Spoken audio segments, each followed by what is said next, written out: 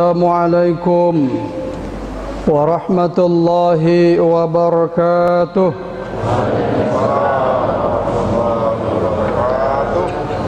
Allahu Akbar, Allahu Akbar, Allahu Akbar, Allahu Akbar, Allahu Akbar, Allahu Akbar, Allahu Akbar, Allahu Akbar, Allahu Akbar, Allahu Akbar kabira, walhamdulillahi katsira, wa subhanallahi bukratan wa asila.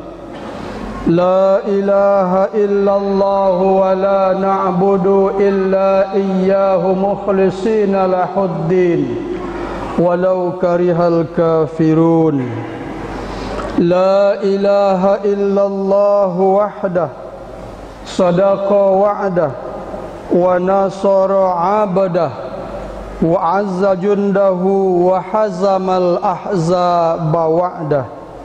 La ilaha illallah wallahu akbar walillahil hamd. Alhamdulillahilladzi ja'ala al-yawma 'iidan li'ibadihil mu'minin. Ashhadu an la ilaha illallah wahdahu la syarika lah. Wa ashhadu anna Muhammadan 'abduhu wa rasuluhu la nabiyya ba'dah. Allahumma fasalli wa sallim ala sayyidina wa maulana Muhammad wa ala alihi wa ashabihi ajmain. Amma ba'du, fa ya ibadallah, usikum wa iyaya bitaqwallah, faqad fazal muttaqun.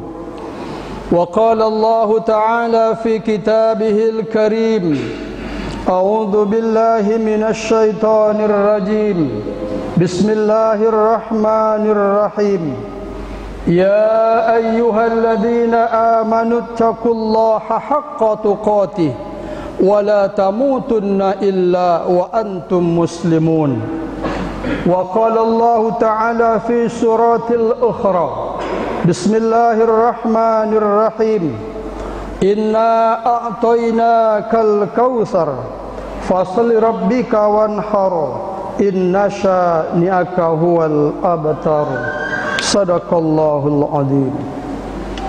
Kaum muslimin sidang jamaah adha yang dirahmati Allah Subhanahu wa taala.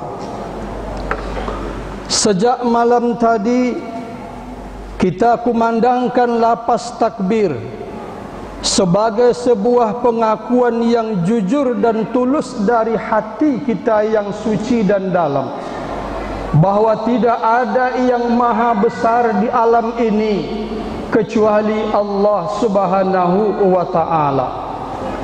Kita lafazkan kata-kata tahmid sebagai sebuah ungkapan yang jujur bahwa tidak ada yang paling berhak untuk dipuji kecuali hanya Allah Subhanahu wa ta'ala. Kita lapaskan ungkapan kalimat tahlil, sebuah pengakuan yang jujur bahwa tidak ada yang paling berhak untuk kita sembah kecuali hanya Allah Subhanahu wa ta'ala. Kaum muslimin sidang jam duha rahimakumullah, pada hari yang berbahagia ini pastilah kita merasakan sebuah kebahagiaan yang sangat luar biasa. Kita bersyukur, kita bahagia, kita bersyukur pada Allah Subhanahu wa ta'ala. Dengan kasih dan sayangnya, Allah Subhanahu wa ta'ala masih memberikan kita umur yang panjang, memberikan kita kesempatan dan kesehatan, sehingga kita bertemu dengan hari yang penuh besar, hari yang penuh agung, Idul Adha 1441 Hijrah, dan bersamaan dengan hari yang besar pula, yaitu pada hari Jumat pada hari ini. Hadirin kaum muslimin rahimakumullah, inilah sebuah kebahagiaan kita. Di samping itu kita juga bisa berkumpul dengan keluarga yang kita cintai. Namun di balik-balik itu, di balik-balik ada kebahagiaan kita. Mungkin terselip di situ ada rasa duka sedikit yang mengusik kalbu kita. Pada hari yang penuh bahagia ini hadirin yang mulia, ada mungkin di antara kita tidak bisa bersama anak-anak yang kita cintai karena mereka mungkin saat ini sedang menuntut ilmu jauh di negeri seberang sana. Hari ini hadirin yang mulia, mungkin ada rasa duka yang datang ke lubuk hati kita. Mungkin ada di antara ayah dan ibu kita, sanak saudara kita yang hari ini terbaring di rumah sakit. Mereka lemah, mereka tidak berdaya dan tidak mungkin bisa bersama kita pada hari yang penuh agung ini. Atau boleh jadi hadirin yang mulia, ada mungkin di antara orang-orang yang terkasih dalam hidup kita, entah anak, entah keluarga dekat kita seperti ayah dan ibu kita.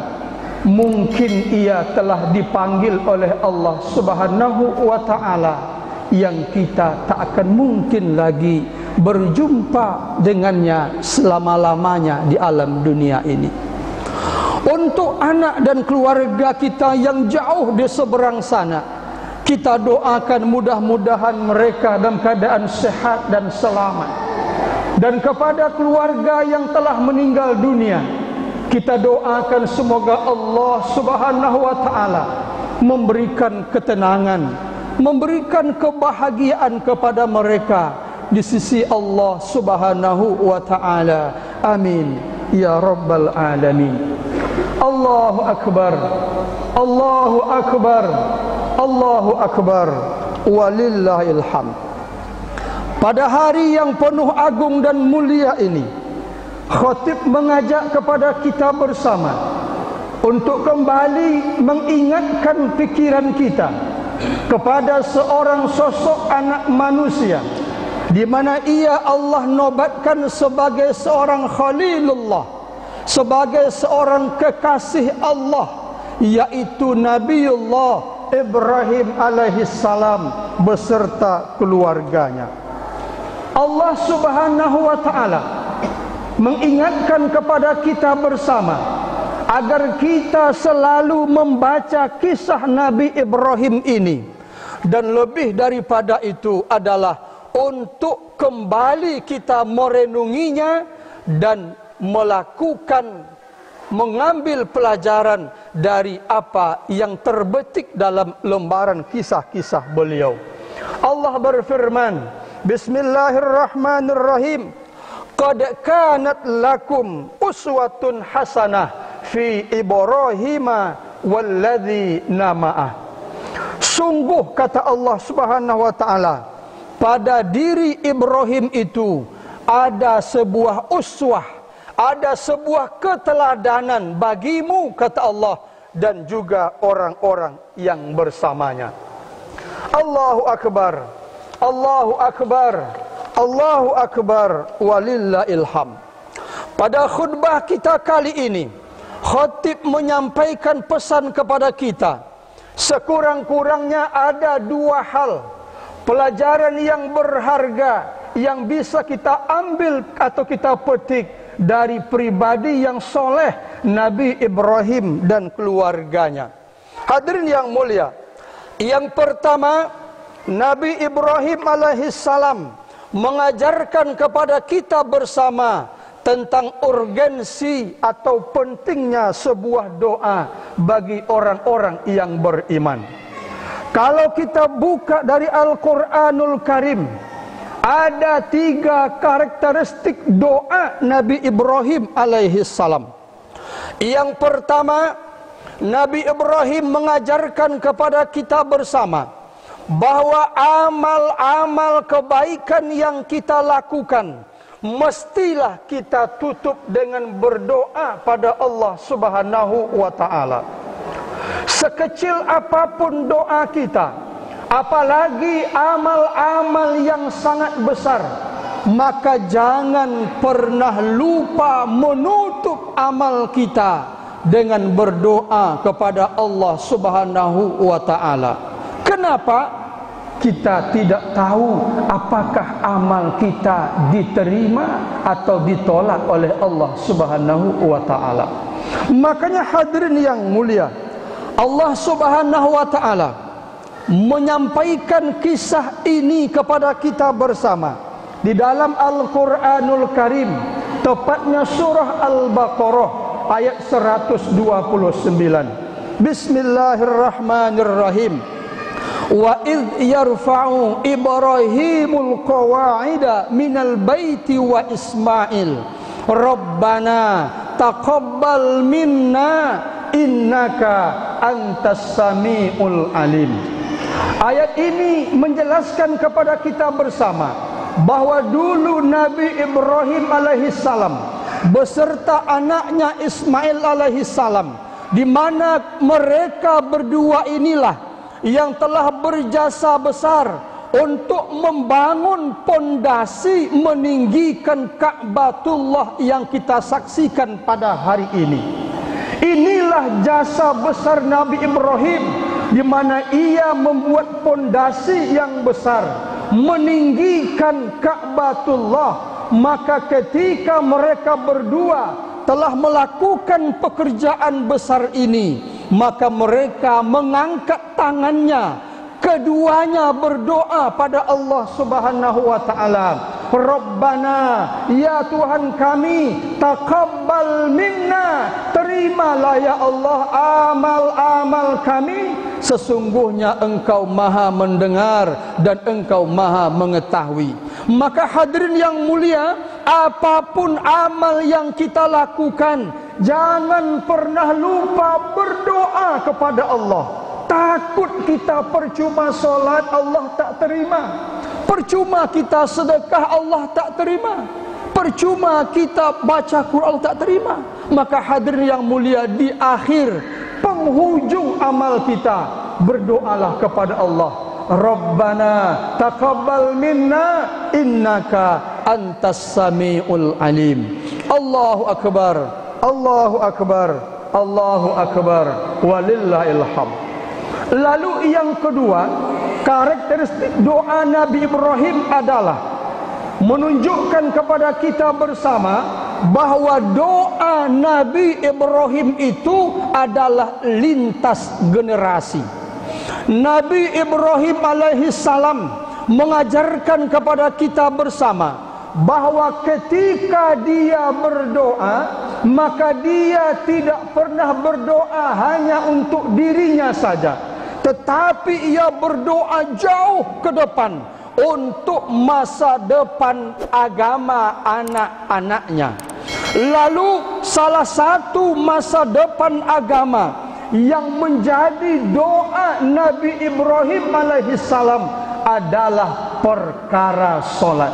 Makanya hadirin yang mulia, Allah kembali memutar doa Nabi Ibrahim itu dalam Al-Quran, tepatnya surah Ibrahim ayat ke-40. Apa doa Ibrahim? Bismillahirrahmanirrahim. Rabbi ja'alni muqimas salati wa min dzurriyyati rabbana wa taqabbal du'a. Ya Allah, ya Tuhanku, kata Ibrahim, jadikan aku, jadikan anak-anak cucuku hamba-hamba yang mau mendirikan solat. Ya Allah, Engkaulah yang maha mendengar. Maka hadirin yang mulia, salah satu perkara besar yang mesti kita doakan untuk anak-anak kita adalah masalah solat. Masalah harta tak perlu kita doakan, Allah sudah menjamin hartanya. Masalah pangkat jabatannya tidak perlu kita doakan, karena Allah sudah mentakdirkan pangkat dan jabatannya.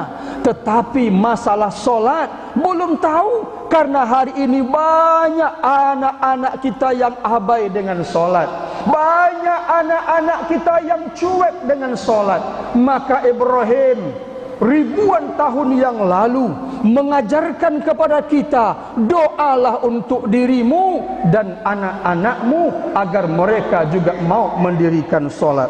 Allahu Akbar, Allahu Akbar, Allahu Akbar, walillahil hamd. Lalu yang ketiga, karakteristik doa Nabi Ibrahim adalah ia adalah orang yang sangat perhatian dengan masa depan negerinya. Nabi Ibrahim sadar ketika istrinya Siti Hajar dan anaknya Ismail berada di lembah Mekah. Saat itu tidak ada air sedikit pun, tidak ada tumbuhan sedikit pun. Suasananya gersang, gurun Sahara. Maka saat itulah Nabi Ibrahim terpanggil hatinya untuk mencintai negerinya, menyayangi negerinya. Maka dia berdoa untuk kemaslahatan negerinya, untuk kemakmuran negerinya, dan untuk keberkahan negerinya. Hadirin yang mulia, maka asbab doa Nabi Ibrahim itulah kita lihat hari ini. Air di Mekah tak pernah kering, sekalipun cuma air sumurnya namanya Zam-Zam yang sedikit. Korma tak pernah habis, hewan-hewan ternak tak pernah habis. Kenapa? Karena dulu Ibrahim berdoa untuk negerinya. Doa Nabi Ibrahim ini, hadirin kaum muslimin rahimakumullah, kembali Allah ingatkan kepada kita dalam Al-Quran surah Al-Baqarah. Allah berfirman, wa idh qala Ibrahim rabbi ja'al hadha baladan amina warzuq ahlahu minas tamarati man amana minhum man amana billahi wal yaumil akhir. Yang artinya, ingatlah kata Allah, ketika Ibrahim berdoa kepada Rabbnya, ya Allah, jadikan negeri kami ini negeri yang aman. Berikan ya Allah rezeki-rezeki yang berkah kepada orang-orang yang beriman di antara mereka. Allahu Akbar, Allahu Akbar, Allahu Akbar, walillahil hamd. Lalu yang kedua, pelajaran yang berharga yang bisa kita petik selain doa Nabi Ibrahim adalah ia seorang hamba yang tulus dan ikhlas ketika dia melakukan perintah Allah Subhanahu wa taala. Hadirin yang mulia, sejarah menulis kepada kita bersama, pada penghujung usia Nabi Ibrahim alaihissalam, maka ia dianugerahkan seorang putra yang bernama Nabi Ismail alaihissalam. Lalu ketika rasa cintanya terpaut di hatinya, tidak ada anak yang diperolehnya kecuali satu itu saja, maka hatinya begitu bahagia, maka jiwanya begitu penuh dengan kedamaian. Maka ia pun bermain-main asyik dengan anaknya. Lalu ketika anak ini menginjak usia remaja, dia pun bermimpi perintah Allah untuk menyembelih anak yang satu-satunya itu dicintainya. Hadirin yang mulia, Allah mengungkapkan ini kepada kita dalam Al-Quran, tepatnya surah As-Saffat ayat 102. Allah berfirman, Bismillahirrahmanirrahim. Falamma balagha mahus sa'ya qala ya bunayya inni ara fil manam anni azbahuka fanzur madza tara qala ya abati fa'al ma tu'mar satajiduni insyaallahu minas sabirin. Allah berfirman, ingatlah kata Allah, ketika anak itu sampai pada sanggup untuk berusaha bersama Ibrahim.